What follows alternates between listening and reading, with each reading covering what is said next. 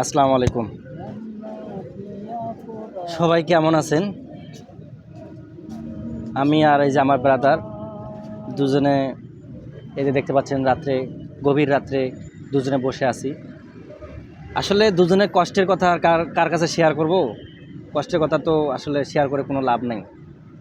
জীবনের ইতিহাসটা করলে দেখা যায় যে একটা বইয়ের পাতা হয়ে যাবে। ব্রাদার, তুমি তোমার কষ্টের কথা বলবো এখন? তুই এটাতে বলবে ছেলে যে তোর ইয়াটা দেওয়া আছে।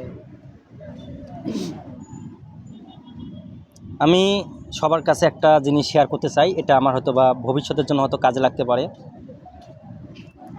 আমার এই ভিডিওটা যদি কোনো জ্ঞানী কিংবা গুণী, হয়তো বা অনেক উকিল কিংবা ম্যাজিস্ট্রেট অনেকে হয়তো আমার এই ভিডিওটা দেখতে পারে, তাদের উদ্দেশ্যে অর্থাৎ আমার নিজের জন্য হয়তো ভবিষ্যতে এটা আমি করতে চাচ্ছি। আমি আজ থেকে দীর্ঘ 5 বছর আগে একটা পারপাসে একটা চেকের পাতা একজনকার কাছে আমি দিয়েছিলাম।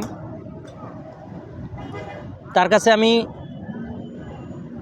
বিনিময়ে টাকা পেয়েছিলাম প্রায় 1,53,000 টাকা। উনি আমাকে টাকাটাও দেয়নি, প্লাস আমি ওনার কাছে ঘুরছিলাম। উনি বলছে আজ না কাল, কাল না পরশু, এভাবে ঘোরাইতে এক সময় গিয়ে উনি আমাকে বলছে যে তুমি টাকা পাবা না। যাই হোক, আমার চেকের পাতাটা দেন, আমার স্ট্যাম্পটা দেন। উনি বলল যে আমি এখন ব্যস্ত আছি, কিছুদিন পর আসো। আমি দীর্ঘ 1 মাস পর আবার গেলাম। উনি আমাকে বলল, মানে ওনার অফিসে যে ম্যানেজার আছে উনি বলল যে উনি বাসা নেই, উনি বাইরের দেশে আছে। যাই হোক, আবার দীর্ঘ 1-2 মাস পর আবার ফোন দিলাম, বলতেছে কুরিয়ার সার্ভিসে পাঠাবে। এভাবে দীর্ঘ 2টি বছর চলে গেল। যাওয়ার পরে অবশ্যই আমার কথাটা একটু মনোযোগ সহকারে শুনবেন। আমি জানি না এই বিষয়ে আমি কী করতে পারি এবং কি করব, আমি নিজেও জানি না। এটা আমার আসলে লাইফের জন্য খুবই একটা মারাত্মক ক্ষতির দিক। আপনারা অনেক ম্যাজিস্ট্রেট, অনেক উকিল আছে, হয়তো এই ভিডিওটা দেখলে একটু বিবেচনা করে দেখবেন যে আসলে কী করা যায়। টাকার কাছে সব কিছু হেরে যায়। হ্যাঁ, তো আমি দীর্ঘ 4টি বছর পর ফোন দিলাম। 4টি বছর পর ফোন দেওয়ার পরে বলতেছি যে স্যার, এরকম আমার চেকের পাতাটা একটু দরকার ছিল, আমার চেকের পাতাটা দেন। উনি বলল কি, তোমার চেকের পাতাটা আমি ছিঁড়ে ফেলেছি, আমার ছিল ব্ল্যাঙ্ক চেক। যাই হোক, ছিঁড়ে ফেলেছে, এটার জন্য আমি কোনো জিডি করতে পারতেছি না। আর জিডি করব কিভাবে? আমার তো চেকের পাতার যে আপনার এই যে সিরিয়াল নাম্বারটা আমি জানি না। আর আমি কখনো ভাবিনি যে আমার সাথে এরকম হবে।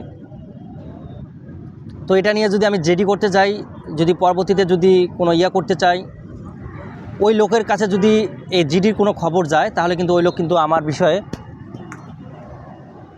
মামলা করতে পারে, মানে উল্টো মামলা করবে টাকার জোরে। কারণ ওনার মাসে ইনকাম হচ্ছে 20 লক্ষ টাকা। ওনার মাসে ইনকাম 20 লক্ষ, আমার মাসে ইনকাম কত? 20,000, 25,000। ওনার কাছে আমি কিছু না। উনি আমার কাছে মামলা দিল কথার কথা 5 লাখ টাকা। আমি ওনাকে 5 লাখ টাকা আমার দিতে বাধ্য, কারণ আমি ওনার নামে উল্টো মামলা করতে পারবো না। উনি টাকা দিয়ে ধামাচাপা করে রেখে দিল। আসলে আমি এই বিষয়টা নিয়ে খুবই চিন্তিত আছি। দীর্ঘ 4-5টি বছর থেকে খুবই চিন্তিত আছি। এই বিষয়ে যদি কারো কোনো পরামর্শ জানার থাকে, কোনো বিজ্ঞ অ্যাডভোকেট কিংবা ম্যাজিস্ট্রেট, সবার কাছে আমি দৃষ্টি আকর্ষণ করছি। আমি এটা নিয়ে কিছুই করতে পারছি না। আমার জীবনটা একদম নরকের মতো হয়ে আছে, নরকের চেয়েও বেশি। আসলে এই বিষয়টা আমি আপনাদেরকে বোঝাতে পারবো না। এটা কি করলে কি সমাধান হবে সেটাও আমি জানি না।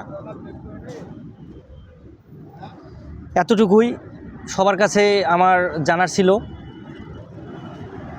সবাই ভালো থাকবেন। আর যদি কারো কিছু জানার থাকে, অনুগ্রহ করে একটু কমেন্টে জানাবেন। আজকে পর্যন্তই, আল্লাহ হাফেজ।